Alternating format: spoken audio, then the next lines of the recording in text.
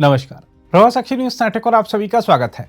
बांग्लादेश में चट्टोग्राम की एक अदालत ने आज कड़ी सुरक्षा के बीच हुई सुनवाई के दौरान इस्कॉन के संत चिन्मय कृष्ण दास ब्रह्मचारी को जमानत देने से इनकार कर दिया। हालांकि इस्कॉन को उम्मीद थी कि जेल में बंद हिंदू संत चिन्मय कृष्ण दास को आज होने वाली अदालती सुनवाई में न्याय मिलेगा। हम आपको बता दें कि चिन्मय कृष्ण दास को आज बांग्लादेश की अदालत में पेश किया गया। उन्हें 25 नवंबर को चटगांव में दर्ज राजद्रोह के एक मामले में ढाका के हजरत शाहजलाल अंतर्राष्ट्रीय हवाई अड्डे से गिरफ्तार किया गया था। पिछली 2 सुनवाई में उनके वकीलों को उपस्थित होने की अनुमति नहीं दी गई थी। हालांकि आज वकील अपूर्वा कुमार भट्टाचार्य जी के नेतृत्व में 11 वकीलों की टीम ने राजद्रोह के मामले में चिन्मय का बचाव किया। मेट्रोपॉलिटन पब्लिक प्रोसिक्यूटर एडवोकेट मोफिजुर हक भुइयां ने इस बारे में बांग्लादेशी समाचार पत्र द डेली स्टार को बताया कि चट्टोग्राम मेट्रोपॉलिटन सत्र न्यायाधीश एमडी सैफुल इस्लाम ने लगभग 30 मिनट तक दोनों पक्षों की दलीलें सुनने के बाद जमानत याचिका खारिज कर दी। इस बीच इस्कॉन के उपाध्यक्ष राधारमण दास ने कहा है कि चिन्मय की जमानत खारिज करना दुर्भाग्यपूर्ण है। उन्होंने कहा कि संगठन वकीलों से बात करेगा और देखेगा कि किन कारणों से जमानत रद्द की गई।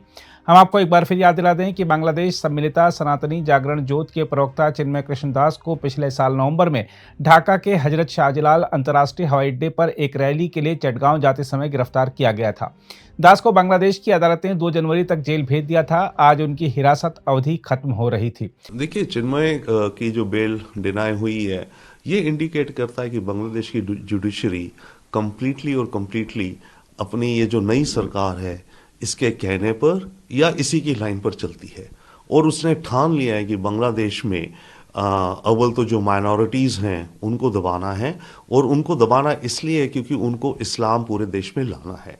अब इस्लामिक शारिया ना आए, चाहे एक्सट्रीम जो जमात मांगती है, राइट, पर बीएनपी ये मांगते हैं कि इस्लाम एजुकेशन में होना चाहिए, पूरी लाइफस्टाइल्स में इस्लाम होना चाहिए, राइट। तो उस कड़ी की ओर ये जाती दिखती है देश, और जुडिशरी जो है वो भी उसी रास्ते पर चल रही है। ये जुडिशरी का काम होता है मुद्दे को देखना, ओके, तथ्यों पे। और अगर देखा जाए तो चिन्मय दास के खिलाफ जो केस है, हाँ, डेफिनेटली सीरियस है उस देश के हिसाब से, पर ऐसा भी सीरियस केस नहीं है, राइट, कि बेल डिनाई हो जाए। केस तो चले, मानिए। तो ये इंडिकेट करता है कि माइनॉरिटीज़ के खिलाफ, और ख़ासकर जो आवाज़ उठाएंगे इन द माइनॉरिटीज़, उनके खिलाफ बांग्लादेश की सरकार या तो कानून या किसी और तरीके से उनको दबाएगी। हम आपको यही बता दें कि बांग्लादेशी हिंदू संत चिन्मय कृष्ण दास के वकील रविंद्र घोष अस्पताल में भर्ती होने के कारण अदालत में पेश नहीं हो सके थे। हालांकि उनकी जगह उनके कनिष्ठ वकील तथा अन्य कानूनी प्रतिनिधियों ने मामले में पैरवी की। इस कानूनी लड़ाई में दास की पैरवी कर रहे रविंद्र घोष पिछले महीने अपनी पत्नी के साथ इलाज के लिए पश्चिम बंगाल आए थे और वह इस समय अपने बेटे राहुल के साथ रह रहे हैं, जो कई वर्षों से कोलकाता में रह रहे हैं। सीने में दर्द के बाद रविंद्र घोष को सरकारी सेठ सुखलाल करनानी मेमोरियल अस्पताल में भर्ती कराया गया था। वकील को मंगलवार आधी रात को कोलकाता के बाहरी इलाके बैरकपुर में अपने बेटे के घर पर अचानक स्वास्थ्य संबंधी परेशानी होने के बाद अस्पताल ले जाया गया था। रविंद्र घोष की स्थिति पर नजर रखने के लिए एक चिकित्सा बोर्ड का गठन किया गया है।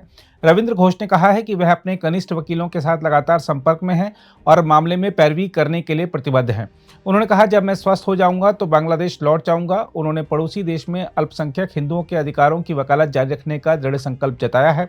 वैसे हैरत की बात यह है कि वकील को अस्पताल में भर्ती कराने संबंधी यह घटनाक्रम चटगांव उच्च न्यायालय में आज होने वाली महत्वपूर्ण सुनवाई से ठीक पहले हुआ। अगर आप भी लेना चाहते हैं देश दुनिया की तमाम जानकारी, तो आज ही सब्सक्राइब करें हमारे चैनल को।